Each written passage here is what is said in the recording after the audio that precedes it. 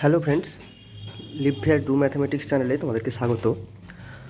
আজকে বন্ধুরা আমি তোমাদের জন্য একটা খুবই গুরুত্বপূর্ণ ভিডিও নিয়ে হাজির হয়েছি, যেটা তোমাদের পড়াশোনায় উৎসাহ যোগাতে সাহায্য করবে এবং অনেক ছাত্রছাত্রী পড়াশোনার পথে অনেক বাধা হয়ে দাঁড়ায়, অর্থ বা বিভিন্ন সমস্যা থাকে। তো তারা কীভাবে স্কলারশিপ পেতে পারে, এবং এটা বেশ মোটা অঙ্কের একটা স্কলারশিপ, ভালো স্কলারশিপ, যেটা যদি ছাত্রছাত্রীরা অর্জন করতে পারে তাহলে পরবর্তীকালে তাদের কোনো পড়াশোনাতে অসুবিধাটা হবে না, অনেকটাই কম হবে। কারণ এই স্কলারশিপের অ্যামাউন্টটা বেশ মোটা এবং প্রতি মাসে পাওয়া যায়, এটা 5 বছর ধরে পাওয়া যায় এটা, ঠিক আছে। ফলে উচ্চ মাধ্যমিকের পরে তোমার একদম এমএসসি পর্যন্ত, মাস্টার্স পর্যন্ত পড়াশোনা করতে তোমার কোনো অসুবিধা হবে না। এই স্কলারশিপের টাকায় তুমি পড়তে পারবে। বছরে 80,000 টাকা পাওয়া যায় বন্ধুরা এই স্কলারশিপটা, যেটা তোমরা এখন স্ক্রিনে দেখতে পাচ্ছ। তো স্কলারশিপটার নাম হচ্ছে ইন্সপায়ার। দেখো এখানে লেখা আছে, তোমরা যেমনটি স্ক্রিনে দেখতে পাচ্ছ। তো এই দেখো, innovation in science pursuit for inspired research, এটাই হচ্ছে ইন্সপায়ার স্কলারশিপ। এটা ministry of science and technology, government of ইন্ডিয়ার ministry of science and technology থেকে অ্যাপ্রুভ করা হয়। এখানে যে পরিমাণ স্কলারশিপ পাওয়া যায় সেটা হলো বছরে 80,000 টাকা। দেখো, department of science and technology এই স্কলারশিপটা অ্যাপ্রুভ করে, যেটা গভর্নমেন্ট অফ ইন্ডিয়ার একটা সংস্থা। ওকে, তো এই যে স্কলারশিপটা সম্পর্কে এবার আমরা একটু জেনে নেব, এটা কারা পেতে পারবে, কিভাবে পাবে, এই সমস্ত তথ্য আমি এখন তোমাদেরকে বলবো। তো চলো দেরি না করে শুরু করা যাক। তো আমি জানি স্কলারশিপের নাম শুনেই তোমাদের মনে অনেক প্রশ্ন উঠেছে, সেই প্রশ্নগুলোর উত্তর এবার দেখো আমি তোমাদের একে একে দেব। তো এই যে স্কলারশিপটার কথা বললাম, এই স্কলারশিপটা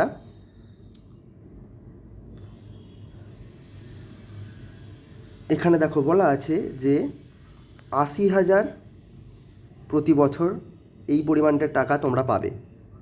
এটা গেল প্রথম তথ্য।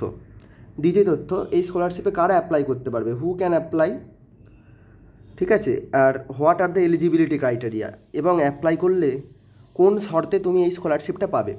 দেখো এখানে খুব ইন্টারেস্টিং বলেছে, meritorious students with aggregate marks, আমি অপশান এ পড়ছি এখন, within top 1% of their class 12 examination of any state or central education board in India R eligible. In addition, the student must be pursuing courses in natural and basic sciences at the BSc, BS and integrated MSc or MS level. তো কী হলো আমি একটু সহজ করে বলে দিই। দেখো, তুমি যেখানেই পড়াশোনা করো না কেন, যে বোর্ডের আন্ডারেই পড়ো না কেন, ভারতবর্ষের রাজ্য বা কেন্দ্রীয় সরকারের অন্তর্ভুক্ত যে কোনো বোর্ডের তুমি যদি পড়াশোনা করো, তাহলেই তুমি এই স্কলারশিপটা পেতে পারবে। পাওয়ার জন্য তোমায় কী শর্ত করতে হবে, শর্ত সিদ্ধ করতে হবে না, তুমি যে বোর্ডের আন্ডারে পড়াশোনা করছো। আমি যেমন ধরো, তোমাদের বোঝার সুবিধার জন্য বলছি, তোমরা যেমন ধরো সবাই পশ্চিমবঙ্গের West Bengal Council of Higher Secondary Examination, এই বোর্ডের আন্ডারে উচ্চ মাধ্যমিক পরীক্ষা দিতে চলেছ। তো এই বোর্ডের যদি তোমরা টপ 1% ক্যান্ডিডেটের মধ্যে থাকতে পারো, মানে ধরো আমি একটা সহজ হিসাব বলে দিচ্ছি, ধরো 1 লক্ষ পরীক্ষার্থী উচ্চ মাধ্যমিক পরীক্ষা দিল এবছরে, কিন্তু সংখ্যাটা অনেক বেশি, আমি উদাহরণ দিয়ে বোঝানোর জন্য তোমাদেরকে 1 লক্ষ বলছি। তো ধরো 1 লক্ষ পরীক্ষার্থী উচ্চ মাধ্যমিক পরীক্ষা দিল, তাহলে এই 1 লক্ষ পরীক্ষার্থীর র্যাঙ্ক হবে উচ্চ মাধ্যমিকে 1, 2, 3, 4 এমনি করে 1 লক্ষ পর্যন্ত। এর টপ 1% মানে প্রথম 1000 জন ছাত্রছাত্রী স্কলারশিপটা পাবে। তাহলে বুঝতে পেরেছো তোমরা যে টপ 1% মানে কি বলতে চেয়েছে। সেই বছরে, অর্থাৎ তুমি যে বছরে পরীক্ষা দিবে, সেই বছরে যতজন পরীক্ষার্থী পরীক্ষা দিচ্ছ, তাদের মধ্যে যারা প্রথম 1% ছাত্রছাত্রীর মধ্যে থাকবে সেই বোর্ডের, যাদের র্যাঙ্ক থাকবে, তারাই পাবে। মানে যদি 10 লক্ষ পরীক্ষার্থী ধরো উচ্চ মাধ্যমিক পরীক্ষা দেয়, তাহলে এই সংখ্যাটা দাঁড়াবে কিন্তু 10,000। তো সংখ্যাটা কিন্তু কম নয়, 10,000 ছাত্রছাত্রী এই 80,000 টাকা করে প্রতি বছর হিসাবে যদি পায়, এটা কিন্তু খুব ভালো একটা স্কলারশিপ।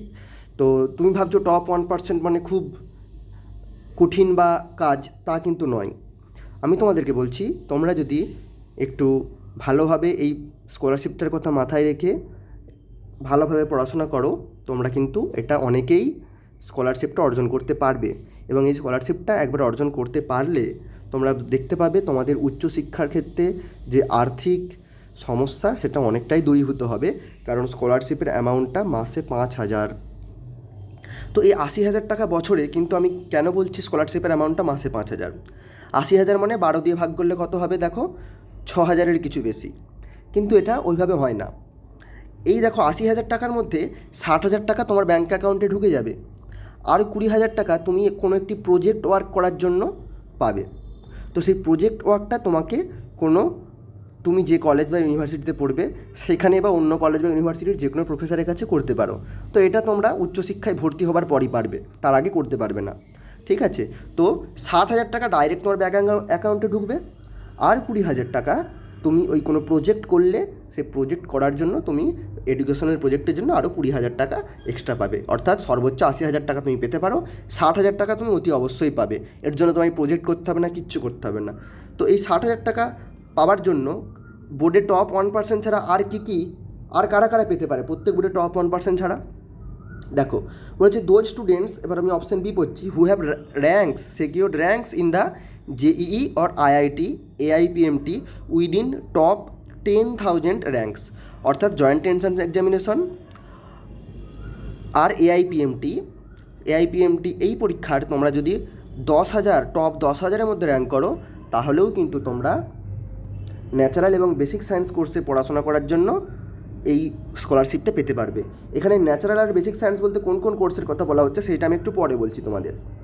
আর কী আছে দেখো অপশান সিতে বলেছে, students who aggregate marks within top 1% of their class 12 examination of any state or central education board in India and pursuing integrated MSc courses in natural and basic sciences at NISER's and development of atomic energy centre for basic sciences university of Mumbai and Visvabharati Santiniketan.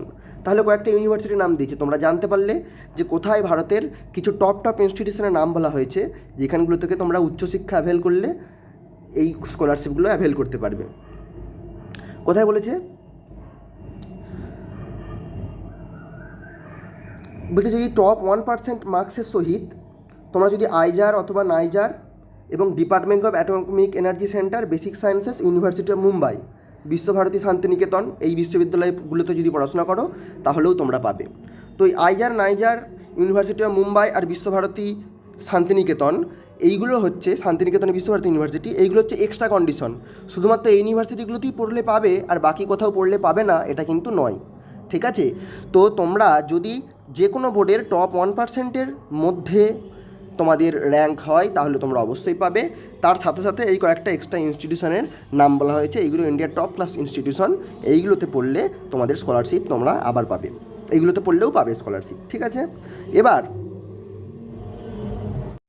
এছাড়াও কোন কোন scholarship পরীক্ষাগুলোর মাধ্যমে তোমরা এই স্কলারশিপটা পেতে পারবে সেগুলো আমি তোমাদের বলে দিই। তোমরা যদি কেভিপিআই পরীক্ষা সিলেক্ট হও তাহলেও কিন্তু তোমরা এই স্কলারশিপটা পাবে। আর তোমরা যদি এনটিএসসি বা জেবিএনএসটিএসের মতো পরীক্ষাতে ভালো ফলাফল করো বা ইন্টারন্যাশনাল অলিম্পিয়াড মেডেলিস্ট হও তোমরা, তাহলেও কিন্তু এই স্কলারশিপ তোমরা পেতে পারবে। ঠিক আছে?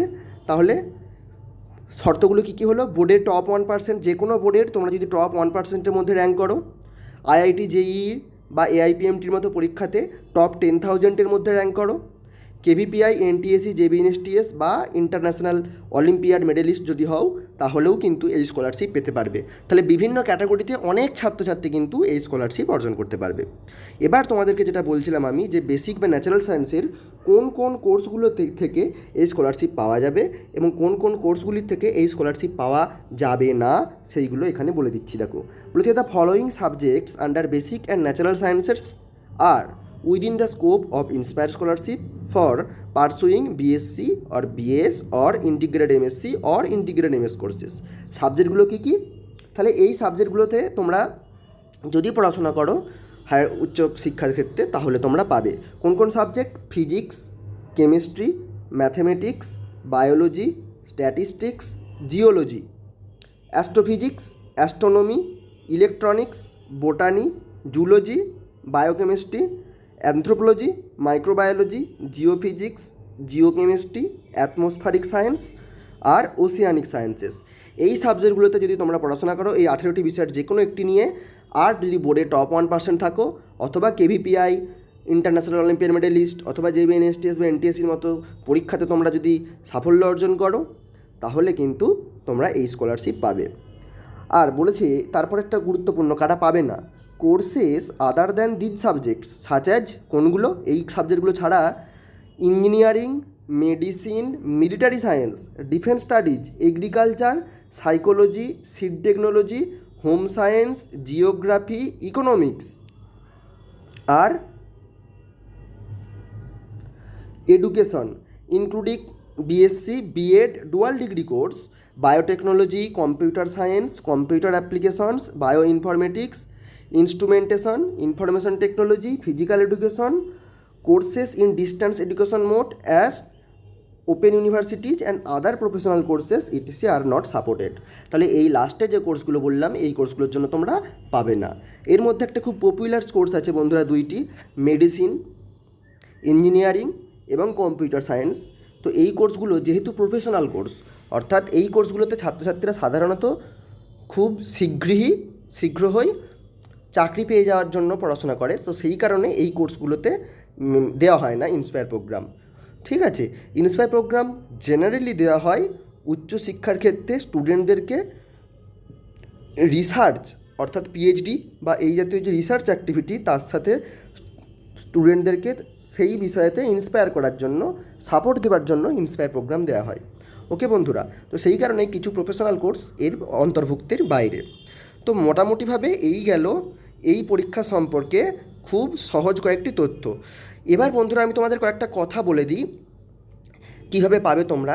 তো উচ্চ মাধ্যমিকে যেই তোমরা টপ 1%-এর মধ্যে নাম্বার পেলে, ওই র্যাঙ্ক করলে, তারপরে যখন তোমরা কোনো গ্র্যাজুয়েশন কোর্সে যে কোনো কলেজে ভর্তি হবে, এই যে 18টা বিষয় বললাম ওই 18টা বিষয়ের মধ্যে ভর্তি হওয়ার পরে তোমরা ফর্ম ফিল আপ করতে পারবে।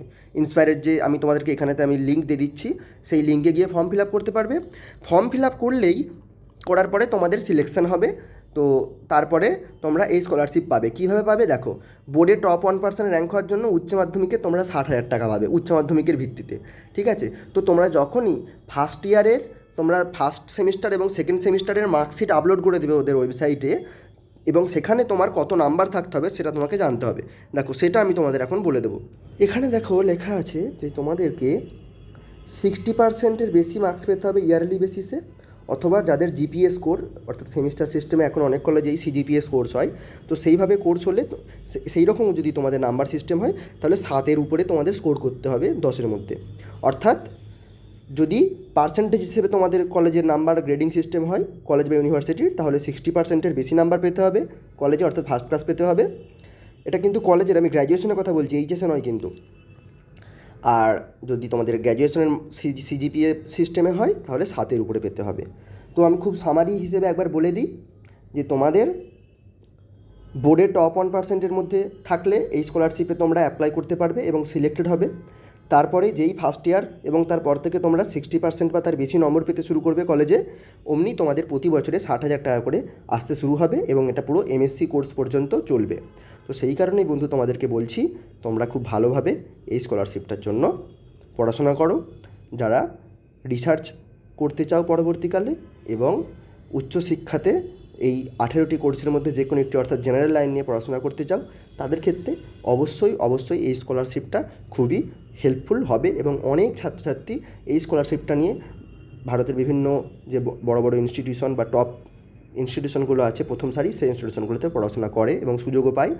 তো তোমরা সবাই কিন্তু পারবে, যারা এই স্কলারশিপগুলোতে সুযোগ পায় তারা কিন্তু সবাই নিজেদের পড়াশোনা কঠোর পরিশ্রমের মাধ্যমে এই স্কলারশিপগুলোতে অংশগ্রহণ করতে পারে।